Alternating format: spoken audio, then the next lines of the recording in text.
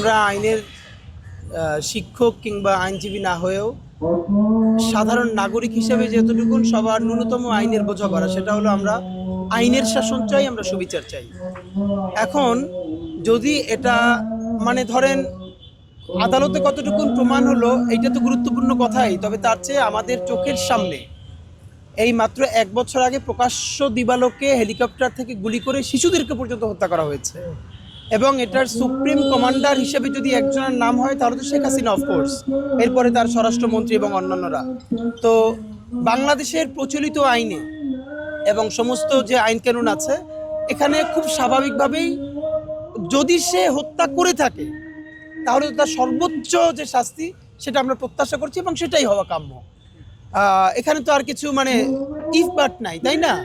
যদি আদালত এমন বলে যে সে হত্যা করেছে অথবা করে নাই, যদি হত্যা করে থাকে তাহলে তো এটুকুন আমাদের অবশ্যই আমরা যে যদি ইনসাফ হয়, যদি জাস্টিস প্রতিষ্ঠিত হয়, তাহলে তার সর্বোচ্চ যে শাস্তি সেটাই হবে।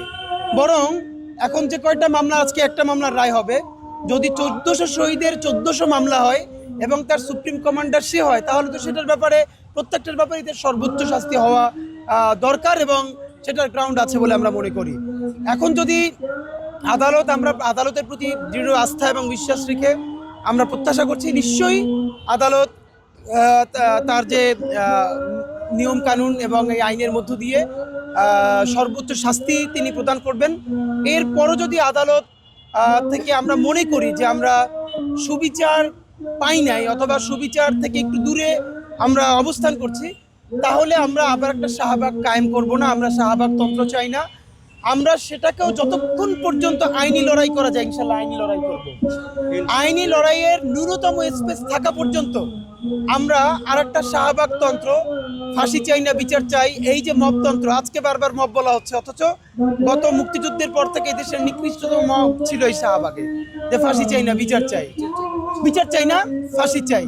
তো আমরা বলছি যে না, আমরা বিচারই চাই এবং আমরা ন্যায় বিচার চাই, এবং আদালতকেই সেটা প্রমাণ করতে হবে যে সে ন্যায় বিচার করেছে। এটা আমরা এখানে বসে আর একটা আদালত বসাবো না। জনতার আদালত বলতে আমরা আবার কোনো সেই শাহবাগতন্ত্র কায়েম করব না।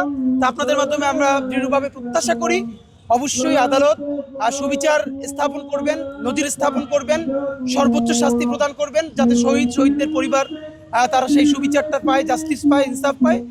আর যদি সুবিচার থেকে আমরা দূরে থাকি অথবা সুবিচার নিশ্চিত করতে না পারি, তাহলে আরো যে লড়াইটা করা দরকার, অবশ্যই আইনি লড়াই। আবারও বলছি, অবশ্যই আইনি লড়াই।